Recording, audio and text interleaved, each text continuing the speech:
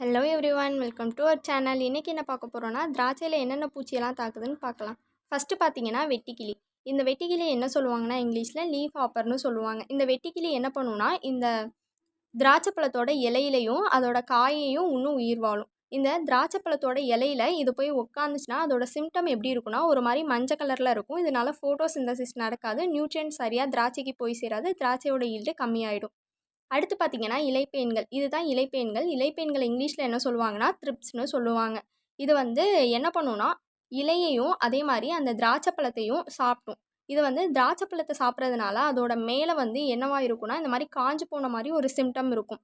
இதனால் திராட்சை பழம் வந்து ஒழுங்காகவே பழுக்காது. அதே மாதிரி திராட்சை பழத்தோட ஈல்டும் வந்து கம்மியாயிடும். அதே மாதிரி அப்நார்மல் அந்த ஃப்ரூட் வந்து அப்நார்மலாக தான் பழுத்திருக்கும். அடுத்து பார்த்தீங்கன்னா வந்து மாவு பூச்சி. மாவு பூச்சினா என்னென்னா, ஒரு சாஃப்ட் பாடி இன்செக்ட்னு சொல்லுவாங்க. இது என்னென்னா மீலி பக்.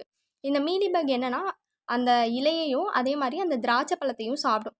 இது போய் அந்த இலையில உட்காரும்போது அந்த மாவு போன்ற அந்த ஒரு அமைப்பு வந்து அந்த இலை மேலேயும் அதே மாதிரி திராட்சை பழத்துலேயும், அது திராட்சை பழத்தோட அந்த மேலே வந்து ஒரு மாவு மாதிரி இருக்கும். இதனால என்னாகும்னா, அந்த திராட்சை பழம் வந்து சரியாக பழுக்காது, அதே மாதிரி ஈல்டும் தராது. அடுத்து பார்த்தீங்கன்னா வந்து சிலந்தி பூச்சி. சிலந்தி பூச்சி நம்ம நார்மலாக பார்க்குறத விட கொஞ்சம் பெருசாக இருக்கிறது தான் இந்த சிலந்தி பூச்சி. இது என்ன பண்ணுன்னா, இந்த திராட்சையோட இலையில போய் உட்காந்து அந்த இலையில இருக்க சாற்றையெல்லாம் உறிஞ்சும். அப்போதைக்கு என்னாகும்னா, அந்த திராட்சை பழத்தோட இலையே வந்து கலர் மாறிடும். கலர் மாறி அதோட பச்சை கலர்லாம் என்னவாகும்னா, ஒரு மாதிரி வெளிர் சிவப்பு நிறத்தில் மாறிடும்.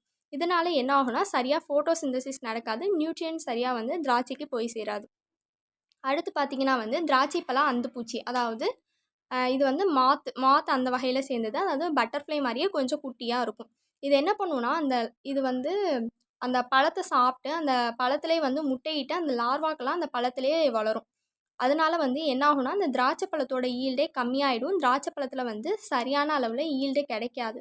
அதே மாதிரி நம்ம சரியான பெஸ்டிசைட் யூஸ் பண்ணுறது மூலமாக இதை கண்ட்ரோல் பண்ணலாம். அடுத்து பார்த்தீங்கன்னா திராட்சை வேர் துளைப்பான். இந்த திராட்சை வேர் துளைப்பான் என்ன பண்ணுன்னா, திராட்சை பழத்தோட அந்த தண்டு இருக்குல்ல, நம்ம வந்து மேலே பந்தல் சிஸ்டம்க்கு கொண்டு போக நம்ம கீழே ஒரு தண்டு இருக்கும். அந்த தண்டில் போய் அந்த தண்டுலேருந்து சாற்றை உறிஞ்சி அந்த தண்டை வந்து ஓட்டை போட்டு அதுக்குள்ளே தான் லார்வாக்கெல்லாம் அதோட உயிர் வாழ்ந்து அந்த லார்வாக்கெல்லாம் அந்த உள்ளே இருக்கிறது தான் சாப்பிடும். இதனால் என்னாகும்னா, சரியாக திராட்சை கொடியே வளராது, திராட்சை பழத்தோட ஈல்டு கம்மியாகும். தேங்க்ஸ் ஃபார் வாட்சிங்.